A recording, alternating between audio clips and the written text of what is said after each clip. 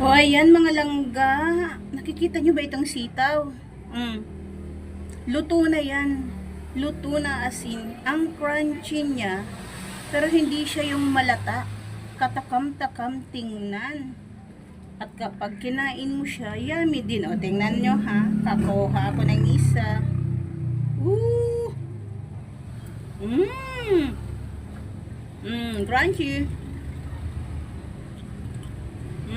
Harap. Nasa paraan niya ng pagluluto nyo. Ang sekreto doon sa pagbablanch ng sitaw. Kailangan ibablanch nyo siya, hindi yung ida-direct luto nyo. Kaya, pag dinirect luto nyo siya, yun, yung parang pumapayat yung sitaw. Luyot siya, latang-lata. Yan, no? Sarap. Tara nang kumain, mga langga. Panoorin nyo kung paano ko yung ginawa.